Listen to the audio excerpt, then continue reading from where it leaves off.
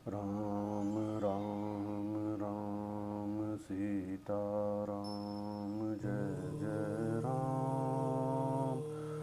राम राम राम सीता राम जय जय राम। जय श्री राम। आगे युद्ध कांड में महर्षि वाल्मीकि जी रावण की चिंता तथा राक्षसों को पुरी की रक्षा के लिए सावधान रहने का आदेश के बारे में बताते हैं।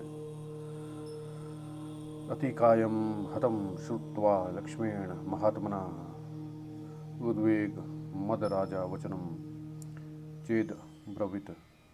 महात्मा लक्ष्मण के द्वारा अतिकाय को मारा गया है, यह सुनकर राजा रावण उद्विग्न हो उठा और इस प्रकार बोला। अत्यंत अमर्षशील धूम्राक्ष संपूर्ण शस्त्रधारियों में श्रेष्ठ अकंपन प्रहस्त तथा कुंभकर्ण ये महाबली वीर राक्षस सदा युद्ध की अभिलाषा रखते थे। ये सब के सब शत्रुओं की सेना पर विजय पाते और स्वयं विपक्षियों से कभी पराजित नहीं होते थे, परंतु अनायास ही महान कर्म करने वाले राम ने नाना प्रकार के शस्त्रों के ज्ञान में निपुण उन विशालकाय वीर राक्षसों का सेना सहित संहार कर डाला और भी बहुत से महामनस्वी शूरवीर राक्षस उनके हाथों मारे गए, जिसके बल पराक्रम सर्वत्र व्याख्यात है। मेरे बेटे इंद्रजित ने उन दोनों भाइयों को वरदान प्राप्त घोर नाग स्वरूप बाणों से बांध लिया था। वह बंधन समस्त देवताओं और महाबली असुर भी नहीं खोल सकते थे। यक्ष गंधर्व नागों के लिए भी उस बंधन से छुटकारा दिलाना संभव था, तो भी ये दोनों भाई राम लक्ष्मण उस बाण बंधन से मुक्त हो गए और ना जाने कौन सा प्रभाव था, कैसी माया थी अथवा किस तरह की मोहिनी औषधि आदि का प्रयोग किया गया जिससे उसके बंधन छूट गए। मेरी आज्ञा से जो जो शूरवीर योद्धा राक्षस युद्ध के लिए निकले उन सबको सम्रांग में महाबली वानरों ने मार डाला। मैं तो आज ऐसे किसी वीर को नहीं देखता जो युद्ध में लक्ष्मण सहित राम और सेना और सुग्रीव सहित वीर विभीषण को नष्ट कर दे। अहो, राम बड़े बलवान हैं, निश्चय ही उनका अस्त्र बल महान है, जिनके बल विक्रम का सामना करके असंख्य राक्षस काल के गाल में चले गए। मैं उन वीर रघुनाथ को रोग शोक से रहित साक्षात नारायण रूप मानता हूँ, क्योंकि उन्हीं के भय से लंकापुरी के सभी दरवाजे फाटक सदा बंद रहते हैं। राक्षसों, तुम लोग हर समय सावधान रहकर सैनिकों सहित इस पुरी को की जहाँ सीता रखी गई है उस अशोक वाटिका की भी विशेष रूप से रक्षा करो। अशोक वाटिका में कब कौन प्रवेश करता है और कब वहाँ से बाहर निकलता है, इसकी हमें सदा ही जानकारी रखनी चाहिए। जहाँ जहाँ सैनिकों के शिविर हों वहाँ बारंबार देखभाल करना सब और अपने सैनिकों के साथ पहरे पर रहना।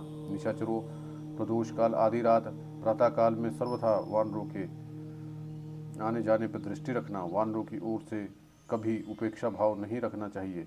सदा इस बात की दृष्टि रखनी चाहिए कि शत्रुओं की सेना युद्ध के लिए उद्यमशील तो नहीं है, आक्रमण तो नहीं कर रही है, अथवा पूर्ववत जहाँ की तहाँ खड़ी है ना। लंकापति का यह आदेश उन समस्त महाबली राक्षस उन सारी बातों का यथावत रूप से पालन करने लगे। उन सबको पूर्वोक्त आदेश देकर राक्षसराज रावण अपने हृदय में चुभे हुए दुख और क्रोध रूपी कांटे की पीड़ा का बाहर का वहन करता हुआ दीन भाव से अपने महल में गया। महाबली निशाचर राज राक्षस की क्रोधाग्नि भड़क उठी थी। वो अपने पुत्र की मृत्यु को ही याद करके उसे बारंबार लंबी चौड़ी सांसें खींच रहा था। संग्राम में जो निशाचर मरने से बच गए थे उन्होंने तुरंत रावण के पास जाकर उसे दीवान तक त्रिशिरा और अतिकाय आदि राक्षस पुआंगों के मारे जाने का समाचार सुनाया। उनके वध की बात सुनकर राजा रावण के नेत्रों में सहसा आंसू की बाढ़ आ गई। पुत्रों और भाइयों के भयानक वध की बात सुनकर उसे बड़ी चिंता हुई। राजा रावण को शोक के समुद्र में निमग्न और दीन हुआ देख रथियों में श्रेष्ठ राजकुमार इंद्रजीत ने बात कही। तात, राक्षस राज, जब तक इंद्रजीत जीवित है तब तक आप चिंता और मोह में न पड़ियो। इस इंद्रजीत के बाणों से घायल होकर कोई भी सम्रांग में अपने प्राणों की रक्षा नहीं कर सकता। देखिए, मैं आज राम और लक्ष्मण के शरीर को बाणों से छिन्न भिन्न करके उनके सारे अंगों को तीखे सहायकों से भर देता हूँ। वो दोनों भाई गदायु होकर सदा के लिए धरती पर सो जाते हैं। आप मुझे इंद्र शत्रु की इस सुनिश्चित प्रतिज्ञा को, जो मेरे पुरुषार्थ और देवबल ब्रह्मा जी की कृपा से भी सिद्ध होने वाली है, सुन लीजिए। मैं आज ही लक्ष्मण सहित राम को अपने मोह वाणों से पूर्णतः तृप्त करूंगा, उनकी युद्ध विषयक पिपासों को बुझा दूंगा। आज इंद्र, यम, विष्णु, रुद्र, साध्य, अग्नि, सूर्य, चंद्रमा, बलि के यज्ञ मंडप में भगवान विष्णु के भयंकर विक्रम की भांति मेरे अपार पराक्रम को देखेंगे। ऐसा कहकर उदार चेता इंद्र शत्रु इंद्रजीत ने राजा रावण से आज्ञा ली और अच्छे गधों से जुते हुए युद्ध सामग्री से संपन्न एवं वायु के समान वेगशाली रथ पर वह सवार हुआ।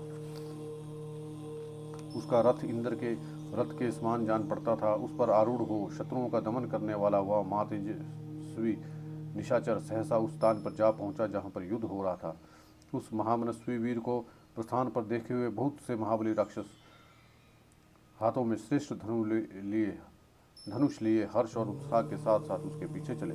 कोई हाथी पर बैठ कर चले तो कोई उत्तम घोड़ों पे।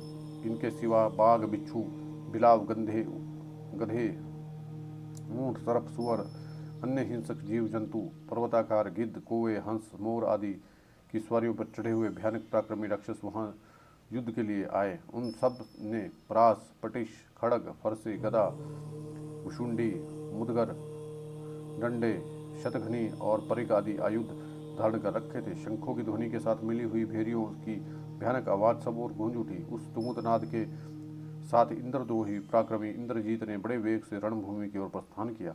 जैसे पूर्ण चंद्रमा से उपलक्षित आकाश की शोभा होती है, उसी प्रकार ऊपर तने हुए शंख और शशि के समान वर्ण वाले श्वेत छत्र से वह शत्रुसूदन इंद्रजीत सुशोभित हो रहा था। सोने के आभूषणों से विभूषित समस्त धनुर्धरों में श्रेष्ठ उस वीर निशाचर को दोनों ओर स्वर्ण निर्मित उत्तम और मनोहर चंवर डुलाए जा रहे थे। विशाल सेना से घिरे हुए अपने पुत्र इंद्रजीत को प्रस्थान करते देख राक्षसों के राजा श्रीमान रावण ने उससे कहा, बेटा, कोई भी ऐसा प्रतिद्वंदी रथी नहीं है जो तुम्हारा सामना कर सके। तुमने देवराज इंद्र को भी पराजित किया है, फिर आसानी से जीत लेने योग्य एक मनुष्य को परास्त करना तुम्हारे लिए कौन सी बड़ी बात है। अवश्य ही तुम रघुवंशी राम का वध करोगे। राक्षस राज के ऐसा कहने पर इंद्रजीत ने उसके उस महान आशीर्वाद को सिर झुकाकर ग्रहण किया और फिर जैसे अनुपम तेज जस्वी सूर्य से आकाश की शोभा होती है, उसी प्रकार अप्रतिम शक्तिशाली और सूर्य तुल्य तेजस्वी इंद्रजीत से लंकापुरी सुशोभित होने लगी। महातेजस्वी शत्रुदमन इंद्रजीत ने रणभूमि में पहुंचकर अपने रथ के चारों ओर राक्षसों को खड़ा कर दिया। फिर बीच में रथ से उतरकर पृथ्वी पर अग्नि की स्थापना करके अग्नितुल्य तेजस्वी उस राक्षस शिरोमणि वीर ने चंदन, फूल, लावा आदि के द्वारा अग्निदेव का पूजन किया। फिर उसके बाद उस प्रतापी राक्षस राज ने विधि पूर्वक श्रेष्ठ मंत्रों का उच्चारण करते हुए उस अग्नि में भविष्य की आहुति दी। उस समय शस्त्र ही अग्निवेदी के चारों ओर बिछाने के लिए कुश और कांच के पत्ते थे। भेड़े के लकड़ी से ही संविदा का काम लिया गया। लाल रंग के वस्त्र उपयोग में लाया गया और औपचारिक यज्ञ में स्त्रुवा और वो लोहे का बना हुआ था। उसने वहां तोमर सहित शस्त्र रूपी घास के पत्तों को अग्नि के चारों ओर फैलाकर होम के लिए काले रंग के जीवित बकरे का गला पकड़ा। एक ही बार दी हुई उस आहुति से अग्नि प्रज्वलित हो उठी। उसमें धूम नहीं दिखाई देता था, अग्नि की बड़ी बड़ी लपटें उठ रही थी। उस समय उस अग्नि से वे सभी चिन्ह प्रकट हुए जो पूर्व काल में वो अपनी विजय दिखा चुके थे, युद्ध स्थल में उसको विजय की प्राप्ति करा चुके थे। अग्निदेव की शिखा दक्षिणावर्त दिखाई देने लगी। उनका वर्ण तपाए हुए स्वर्ण के समान सुंदर था। इस रूप में स्वयं प्रकट होकर उसके दिए हुए भविष्य को ग्रहण कर रहे थे। तदनंतर अस्त्र विद्या विशारद इंद्रजीत ने ब्रह्मास्त्र का आह्वान किया और उसने धनुष, रथ आदि सब वस्तुओं को वहां सिद्ध ब्रह्मास्त्र मंत्र से अभिमंत्रित किया। जब अग्नि में आहुति दे उसने ब्रह्मास्त्र का आह्वान किया, तब सूर्य, चंद्रमा, नक्षत्र, ग्रह के साथ अंतरिक्ष लोक के सभी प्राणी भयभीत हो गए। जिसका तेज अग्नि के समान उद्दीप्त हो रहा था, उस देवराज इंद्र के समान अनुपम प्रभाव से युक्त उस अचिंतनीय पराक्रमी इंद्रजीत ने अग्नि में आहुति देने के पश्चात धनुष, बाण, खड्ग, रथ, घोड़े, सारथी सहित अपने आप को आकाश में अदृश्य कर लिया। इसके बाद वह घोड़े और रथों से व्याप्त तथा ध्वजा पताकों से सुशोभित राक्षस सेना में गया, जो युद्ध की इच्छा से गर्जना कर रही थी। वे राक्षस दुसह वेग वाले स्वर्णभूषित विचित्र और बहुसंख्यक बाणों, तोमरों और अंकुशों द्वारा रणभूमि में वानरों पर प्रहार कर रहे थे। रावण पुत्र इंद्रजीत शत्रुओं के प्रति अत्यंत क्रोध से भरा हुआ था। उसने निशाचरों की ओर देखा। तुम लोग वानरों को मारने की इच्छा से हर्ष और उत्साहपूर्वक युद्ध करो। उसके इस प्रकार प्रेरणा देने पर विजय की अभिलाषा रखने वाले समस्त राक्षस जोर जोर से गर्जना करते हुए वहां वानरों पर बाणों की भयंकर वर्षा करने लगे। उस युद्ध स्थल में राक्षसों से घिरे रहकर इंद्रजीत ने नालिक, नराच, गदा, मूसल आदि अस्त्र शस्त्रों द्वारा वानरों का संहार आरंभ किया। सम्रांग में उसके अस्त्र शस्त्रों से घायल होने वाले वानर भी, जो वृक्षों से ही हथियार का काम लेते थे, सहसा रावण कुमार पर शैल शिखरों और वृक्षों की वर्षा करने लगे। उस समय कुपित हुए महातेजस्वी महाबली रावण पुत्र इंद्रजीत ने वानरों के शरीरों को भिन्न छिन्न कर डाला। रणभूमि में राक्षसों का हर्ष बढ़ता हुआ इंद्रजीत रोष से भरकर एक एक बाण से 5-5, 7-7 और 9-9 वानरों को विदीर्ण कर डालता था। अत्यंत दुर्जय वीर ने स्वर्ण भूषित सूर्य तुल्य तेजस्वी सहायकों द्वारा समर भूमि में वानरों को मथ डाला। रण क्षेत्र में देवताओं द्वारा पीड़ित हुए बड़े बड़े असुरों की भांति इंद्रजीत के बाणों से व्यथित हुए वानरों के शरीर भिन्न छिन्न हो गए। उनकी विजय की आशा पर तुषारपात हो गया और अचेत होकर पृथ्वी पर गिर पड़े। उस समय युद्ध स्थल में बाण रूपी भयंकर किरणों के द्वारा सूर्य के समान तपते हुए इंद्रजीत पर प्रधान प्रधान वानरों ने बड़े रोष के साथ धावा किया, परंतु उनके बाणों से शरीर के क्षत विक्षत हो जाने पर वे सब वानर अचेत हो गए और खून से लथपथ हो व्यथित हो इधर उधर भागने लगे। वानरों ने भगवान राम के लिए अपने जीवन का मोह छोड़ दिया था। वे पराक्रम पूर्वक गर्जना करते हुए हाथों में शिलाएं लिए समरकोट भूमि में डटे और युद्ध भूमि से पीछे न हटे। सम्रांग में खड़े हुए वे वानर रावण कुमार पर वृक्षों, पर्वत, शिखरों और शिलाओं की वर्षा करने लगे। वृक्षों और शिलाओं की भारी वर्षा वृष्टि राक्षसों के प्राण हर लेने वाली थी, किंतु समर विजय में महातेजस्वी रावण पुत्र ने अपने बाणों के द्वारा उन्हें दूर हटा दिया। तत्पश्चात विषधर सर्पों के समान भयंकर और अग्नितुल्य तेजस्वी बाणों के द्वारा उस शक्तिशाली वीर ने सम्रांग में वानर वीरों को विदीर्ण करना आरंभ कर दिया। उसने 18 तीखे बाणों से गंधमादन को घायल करके दूर खड़े हुए नल पर भी 9 बाणों का प्रहार किया। इसके बाद महाप्रतापी इंद्रजीत ने 7 मर्मभेदी सहायकों से मेंढकों और 5 बाणों से गज को भी युद्ध स्थल में बींध डाला। फिर 10 बाणों से जामवान को और 3 सहायकों से नील को घायल कर दिया। तदनंतर वरदान में प्राप्त हुए बहुत संख्यक तीखे और भयानक सहायकों के प्रहार करके उसने सुग्रीव, ऋषभ, अंगद, द्विविद और को भी निष्प्राण से कर दिया। सब ओर फैली हुई प्रलय अग्नि के समान अत्यंत रोष से भरे हुए इंद्रजीत ने दूसरे दूसरे श्रेष्ठ वानरों को भी बहुत संख्यक बाणों से मारकर व्यथित कर दिया।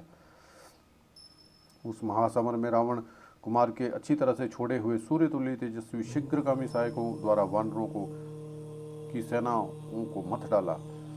उसके बाण जाल से पीड़ित हो वानर सेना व्याकुल हो उठी और रक्त से नहा गई। उसने बड़े हर्ष और प्रसन्नता के साथ शत्रु सेना की दुर्व्यवस्था को देखा। वह राक्षस राजकुमार इंद्रजीत बड़ा तेजस्वी, प्रभावशाली और बलवान था। उसने सब और बाणों तथा अन्याय अस्त्र शस्त्रों से भयंकर वर्षा करके पुनः वानर सेना को रोंद डाला। तत्पश्चात वह अपनी सेना के ऊपरी भाग को छोड़कर उस महासमर में तुरंत वानर सेना के ऊपर पहुंचा और स्वयं आकाश में अदृश्य रहकर भयानक बाण समूह की उसी तरह वर्षा करने लगा जैसा काल मेघ जल की वर्षा करता है। जैसे इंद्र के वज्र से आहत होकर बड़े बड़े पर्वत धराशायी होते हैं, उसी प्रकार पर्वताकार वानर रणभूमि में इंद्रजीत के बाणों द्वारा छल से मारे जाकर शरीर के क्षत विक्षत हो जाने पर स्वर में चीखते चिल्लाते हुए पृथ्वी पर गिर पड़े। रणभूमि में वानर सेनाओं पर जो पैने धार वाले बाण गिर रहे थे, केवल उन्हीं को वानर देख रहे थे। माया से छिपे हुए इंद्रद्रोही राक्षस को कहीं नहीं देख पाते थे। उसी समय महाकाय राक्षस राज ने तीखी धार वाले सूर्य तुल्य तेजस्वी बाण समूह द्वारा संपूर्ण दिशाओं को ढक लिया और वानर सेनापतियों को घायल कर दिया। वह वानर राज की सेना में बड़े हुए प्रज्वलित पावक के समान दीप्तिमान और चिंगारियों सहित उज्जवल आग प्रकट करने वाले शूल, खड़ग और फरसों से दुसह वृष्टि करने लगा। इंद्रजीत के चलाए हुए अग्नितुल्य तेजस्वी बाणों से घायल होकर रक्त से नहाकर सारे वानर युद्धपति खिले हुए पलाश के वृक्ष के सामने के समान जान पड़े।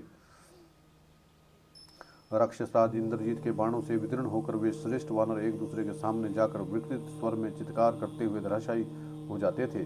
कितने ही वानर आकाश की ओर देख रहे थे। उसी समय नेत्रों में बाण की चोट लगी, अतः वे एक दूसरे के शरीर से सट गए और पृथ्वी पर गिर पड़े।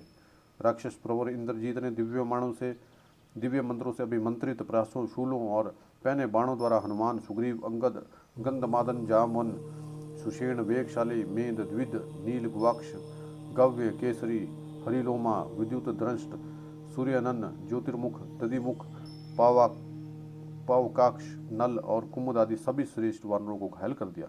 गदाओं और सुवर्ण के समान कांतिमान बाणों द्वारा वन योद्धियों को क्षत विक्षत करके वह लक्ष्मण सहित श्री राम पर सूर्य की किरणों के समान चमकीले बाण समूहों की वर्षा करने लगा। उस बाण वर्षा के लक्ष्य बने हुए परम अद्भुत शोभा से संपन्न श्री राम पानी की धार के समान गिरने वाले उन बाणों की कोई परवाह न करके लक्ष्मण की ओर देखते हुए बोले, लक्ष्मण, वह इंद्रदोही राक्षस राज इंद्रजीत प्राप्त हुए ब्रह्मास्त्र का सहारा लेकर वानर सेना को धराशायी करने के पश्चात अब तीखे वाणों के द्वारा हम दोनों को भी पीड़ित कर रहा है। ब्रह्मा जी के से वरदान पाकर सदा सावधान रहने वाले इस महामनस्वी वीर ने अपने भीषण शरीर को अदृश्य कर लिया है। युद्ध में इस इंद्रजीत का शरीर तो दिखाई नहीं देता, पर अस्त्र शस्त्रों का प्रयोग करता जा रहा है। ऐसी दशा में हम लोग किस तरह मार सकते हैं? स्वयंभू भगवान ब्रह्मा द्वारा स्वरूप अचिंतनीय है, वे ही इस जगत के आदि कारण हैं। मैं समझता हूँ उन्हीं का यह अस्त्र है। अतः बुद्धिमान सुमित्रा कुमार, तुम मन में किसी प्रकार की घबराहट न लाकर मेरे साथ चुपचाप खड़े इन बाणों की मार सहो। यह राक्षस राज इंद्रजीत इस समय बाण समूहों की वर्षा करके संपूर्ण दिशाओं को आच्छादित किए देता है। वनराज सुग्रीव की यह सारी सेना, जिसके प्रधान शूरवीर धराशायी हो गए, अब शोभा नहीं पा रही है। जब हम दोनों हर्ष और रोष से रहित तथा युद्ध से निवृत्त हो अचेत होकर पृथ्वी पर गिर जाएंगे, तब हमें उस अवस्था में देखकर युद्ध के मुहाने पर विजय लक्ष्मी को पाकर अवश्य ही राक्षसपुरी लंका में लौट जाएगा। तो तदनंतर दोनों भाई राम और लक्ष्मण वहाँ इंद्रजीत के बाण समूह से बहुत घायल हो गए, और उस समय उन दोनों को युद्ध में पीड़ित हो उन राक्षस राज ने बड़े हर्ष के साथ गर्जना की। इस समय संग्राम में वानरों की सेना लक्ष्मण सहित श्री राम को मूर्छित करके इंद्रजीत सहसा दशमुख रावण की भुजाओं द्वारा पालित लंकापुरी में चला गया। उस समय निशाचर उसकी स्तुति कर रहे थे। वहां जाकर उसने पिता से प्रसन्नतापूर्वक अपनी विजय का सारा समाचार बताया। युद्ध के महाने पर जब वो दोनों भाई श्री राम और लक्ष्मण निश्चेष्ट होकर पड़े थे, तब वानर सेनापति की वह सेना किंग कर्तव्य विमूढ़ हो गई, और सुग्रीव, नील, अंगद और जामवान को उस समय कुछ नहीं सूझता था। उस समय सबको विषाद में डूबा देकर बुद्धिमान श्रेष्ठ विभीषण ने वानरराज के उन वीर सैनिकों को आश्वासन देते हुए उत्तम वाणी में कहा, वानर वीरों, आप लोग भयभीत ना हो। यहाँ विषाद का अवसर नहीं है, क्योंकि ये दोनों आर्यपुत्र ब्रह्मा जी के वचनों का आदर और पालन करते हुए स्वयं ही हथियार नहीं उठाए थे। इसलिए इंद्रजीत ने इनकी दोनों को अपने अस्त्र समूह से आच्छादित कर दिया था। अतएव ये दोनों भाई केवल विषादग्रस्त मूर्छित हो गए हैं, इनके प्राणों पर संकट नहीं आया है। स्वयंभू ब्रह्मा जी ने यह उत्तम अस्त्र इंद्रजीत को दिया था। ब्रह्मास्त्र के नाम से इसकी प्रसिद्धि है और इसका बल अमोघ है। संसार में उसका समादर, उसकी मर्यादा की रक्षा करते हुए दोनों राजकुमार धराशायी हुए हैं। अतः इसमें खेद की कौन सी बात है? विभीषण की बात सुनकर बुद्धिमान पवन कुमार हनुमान ने ब्रह्मास्त्र का स्मरण करते हुए उनसे इस प्रकार कहा, राक्षस राज, इस अस्त्र से घायल हुए वेगशाली वानर सैनिकों में जो प्राण धारण करते हों, उन सबको चलकर हमें आश्वासन देना चाहिए। उस समय रात हो गई थी, इसलिए हनुमान और राक्षस प्रवर विभीषण दोनों वीर अपने अपने हाथ में मसाल लिए एक साथ ही रणभूमि में विचरने लगे। जिनकी पूंछ, हाथ, पैर, उंगली, ग्रीवा आदि अंग कट गए थे, अतएव जो शरीर से रक्त बहा रहे थे, ऐसे पर्वताकार वानरों के गिरने से वहाँ सारी भूमि सब ओर से पट गई थी और वहाँ गिरे हुए चमकीले अस्त्र शस्त्रों से आच्छादित हो गई थी। हनुमान और विभीषण ने इस अवस्था में उस युद्ध भूमि का निरीक्षण किया। सुग्रीव, अंगद, नील, शरभ, गंधमादन, जामवान, सुषेण, वेगदर्शी, मेद, नील, ज्योतिर्मुख, द्विद, इन सभी वानरों को हनुमान और विभीषण ने युद्ध में घायल होकर पड़ा देखा। ब्रह्मा जी के प्रिय अस्त्र ब्रह्मास्त्र ने दिन के 4 भाग व्यतीत होते होते 67 करोड़ वानरों को आहत कर दिया था। केवल 5 भाग सायंकाल शेष रह गया, तब ब्रह्मास्त्र का प्रयोग बंद हुआ। समुद्र के समान विशाल और भयंकर वानर सेनाओं को बाणों से पीड़ित देखकर विभीषण सहित हनुमान जी जामवान को ढूंढने लगे। ब्रह्मा जी के पुत्र वीर जामवान एक तो स्वाभाविक वृद्धावस्था से युक्त थे, दूसरे उनके शरीर में सैकड़ों बांध धंसे हुए थे, अतः वे बुझती हुई आग के समान निस्तेज दिखाई देते थे। उन्हें देखकर विभीषण तुरंत ही उनके पास गए और बोले, आर्य, इन तीखे बाणों के प्रहार से आपके प्राण निकल तो नहीं गए? विभीषण की यह बात सुनकर वृक्षराज रामान बड़ी कठिनाई से वाक्य का उच्चारण करते हुए इस प्रकार बोले। महाकर्मणी राक्षसराज, मैं स्वर से तो तुम्हें पहचान रहा हूँ, मेरे सभी अंग पहने बाणों से बिंधे हुए, अतः आंख खोलकर तुम्हें नहीं देख पा रहा। उत्तम व्रत के पालक विभीषण, यह बताओ, जिनको जन्म देने से अंजना देवी उत्तम पुत्र की जननी और वायुदेव श्रेष्ठ पुत्र जनक माने जाते हैं, वे वानर श्रेष्ठ हनुमान जी कहीं जीवित हैं? जामान का यह प्रश्न सुनकर भविष्ण ने पूछा, ऋक्षराज, आप दोनों राजकुमारों को छोड़कर केवल पवन पुत्र हनुमान जी को ही क्यों पूछ रहे हैं? अरे, आप ना तो राजा सुग्रीव पर, ना अंगद पर और ना भगवान श्री राम पर वैसा स्नेह दिखाया जिससे पवन पुत्र हनुमान जी के प्रति आपका प्रगाढ़ प्रेम लक्षित हो रहा है। विभीषण की यह बात सुनकर जामवन ने कहा, राक्षस राज सुनो, मैं पवन कुमार हनुमान जी को क्यों पूछता हूँ यह बता रहा हूँ। यदि वीरवर हनुमान जीवित हों तो यह मरी हुई सेना भी जीवित हो जाएगी, ऐसा समझना चाहिए। यदि उनके प्राण निकल गए तो हम लोग जीते जुए भी मृत्यु के तुल्य ही हैं। तात यदि वायु के समान वेगशाली और अग्नि के समान पराक्रमी पवन पुत्र हनुमान जीवित हैं तो हम सब के जीवित होने की आशा की जा सकती है। बूढ़े जामान को इतना कहते देख पवन पुत्र हनुमान जी उनके पास आ गए और दोनों पैर पकड़ के उन्हें विनीत भाव से प्रणाम किया। हनुमान जी की बात सुनकर वृक्षराज जामान ने, जिनकी इंद्रियां बाणों के प्रहार से पीड़ित थी, आपका अपना पुनर्जन्म हुआ सा माना। फिर उस महातेजस्वी जामवान ने हनुमान जी से कहा, वीर वानर सिंह, आओ, संपूर्ण वानरों की रक्षा करो। तुम्हारे सिवाय कोई पूर्ण पराक्रम से युक्त नहीं है, तुम ही इनके परम सहायक हो।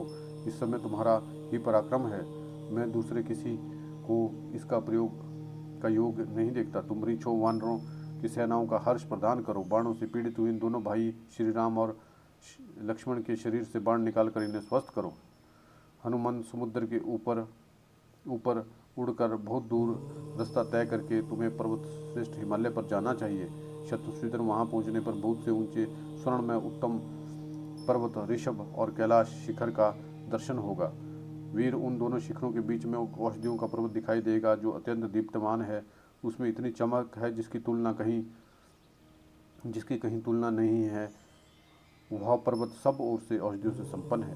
वानर सिंह, उसके शिखरों पे उत्पन्न 4 औषधियाँ तुम्हें दिखाई देगी जो अपनी प्रभा से 10 दिशाओं को प्रकाशित किए हुए हैं। उनके नाम है मृत संजीवनी, विशल्यकरणी, सुवर्णकरणी और संधानी नामक महाऔषधि। हनुमान पवन कुमार, उन सब औषधियों को लेकर शीघ्र लौट आओ, वानरों को प्राण दान देकर आश्वासन दो। जामान की यह बात सुनकर वायुनंदन हनुमान जी उसी तरह सिंह बल से भर गए जैसे महासागर वायु के वेग से व्याप्त हो जाता है। वीर हनुमान एक पर्वत के शिखर पर खड़े हो गए और उत्तम पर्वत को पैरों से दबाते हुए द्वितीय पर्वत के समान दिखाई देने लगे। हनुमान जी के चरणों के भार से पीड़ित हो वह पर्वत पृथ्वी में धंस गया। अधिक दबाव पड़ने के कारण वह शरीर को भी धारण न कर सका। हनुमान जी के भार से पीड़ित हुए उस पर्वत के वृक्ष उन्हीं के वेग से टूटकर पृथ्वी पर गिर पड़े और कितने ही जल उठे। साथ ही पहाड़ की चोटियां भी ढहने लगी। हनुमान जी के दबाने से वह श्रेष्ठ पर्वत हिलने लगा, उसके वृक्ष और शिलाएं फूट के गिरने लगी, अतः वानर वहां ठहर ना सके। लंका का विशाल दरबार ऊंचा द्वार भी हिल गया, मकान और दरवाजे ढह गए। समूची नगरी भय से व्याकुल हो उस रात में नाचती सी जान पड़ती थी। पर्वताकार पवन कुमार हनुमान जी ने उस पर्वत को दबाकर पृथ्वी और समुद्र में हलचल पैदा कर दी। तदनंतर वहां से आगे बढ़कर वे मेरू और मंदराचल के समान ऊंचे हुए मल्य पर्वत पर चढ़ गए और वह पर्वत नाना प्रकार के झरनों से व्याप्त था। वहाँ भली भांति भांति के वृक्ष और लताएं फैली हुई थी, कमल कुमुद खिले हुए थे। देवता गंधर्व उस पर्वत का सेवन करते थे। वह 60 योजन ऊंचा था।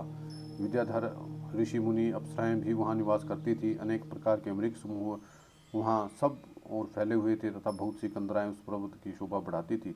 पवन कुमार हनुमान जी वहाँ रहने वाले यक्ष, गंधर्व और किन्नर आदि सब व्याकुल करते हुए मेघ के समान बढ़ने लगे। वे दोनों पैरों से उस पर्वत को दबाकर वड़ व नल के समान अपने भयंकर मुख को फैलाए हुए निशाचरों को डराते हुए जोर जोर से गर्जना करने लगे। उच्च स्वर से बारंबार गरजते हुए हनुमान जी का वह महान सिंहनाद सुनकर लंकावासी श्रेष्ठ राक्षस भय के मारे कहीं हिल डुल भी ना सके। शत्रु को संताप देने वाले भयंकर पराक्रमी पवन कुमार हनुमान ने समुद्र को नमस्कार करके श्री रामचंद्र जी के लिए महान पुरुषार्थ करने का निश्चय किया। वे अपने सर्पाकार पूंछ को ऊपर उठाकर, पीठ को झुकाकर, दोनों कान सिकोड़कर, वड़ा मुख अग्नि के समान अपना मुख फैलाकर प्रचंड वेग से आकाश में उड़े।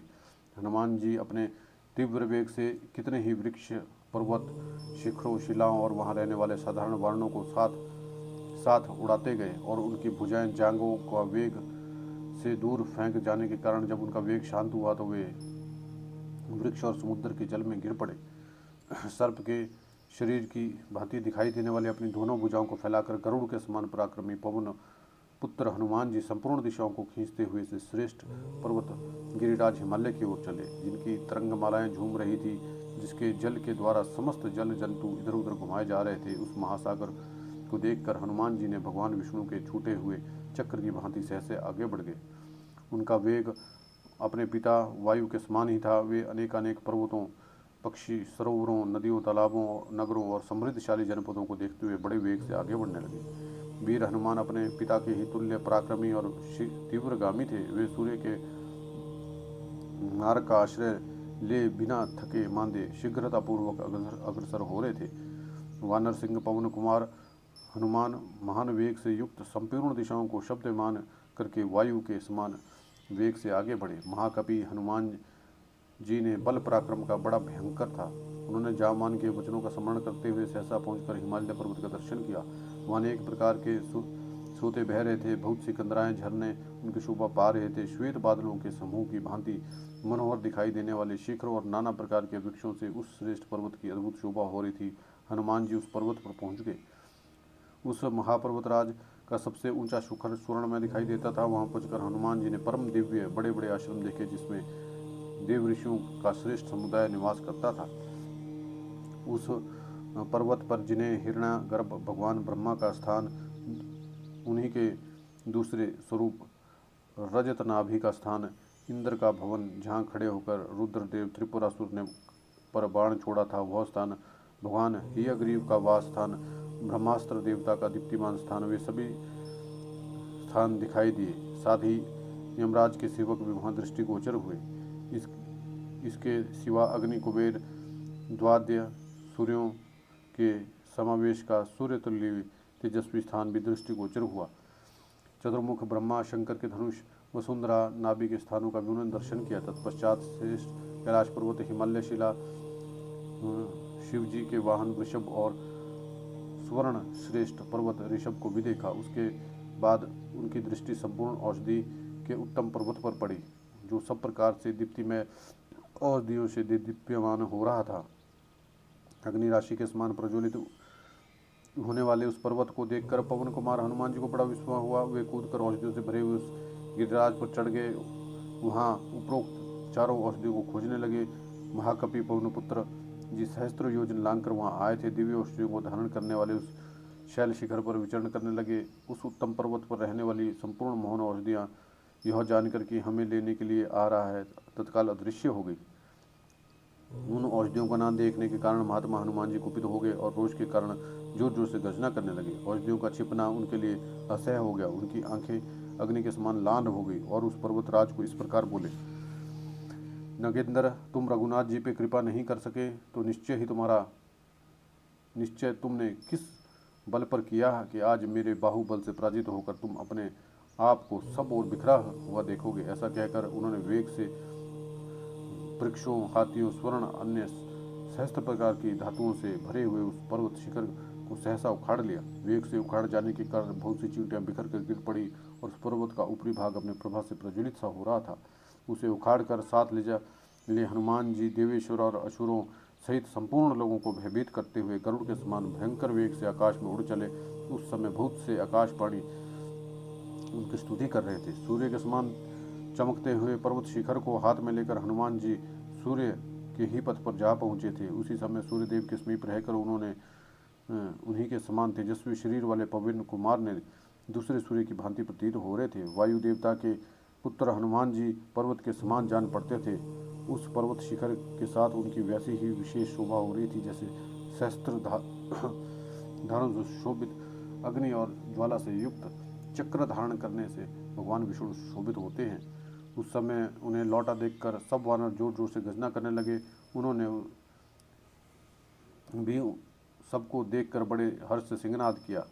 उन सब के उस तुमुलनाद को देखकर लंकावासी निशाचर और भी भयभीत चित्कार करने लगे। तदनंतर हनुमान जी ने उत्तम पर्वत त्रिकूट पर कूदकर वानर सेना के मध्य सभी श्रेष्ठ वानरों को प्रणाम करके विभीषण जी से गले लगाकर मिले। उसके बाद श्री राम और महालक्ष्मण उन महासिद्धियों की सौगंध लेकर स्वस्थ हो गए।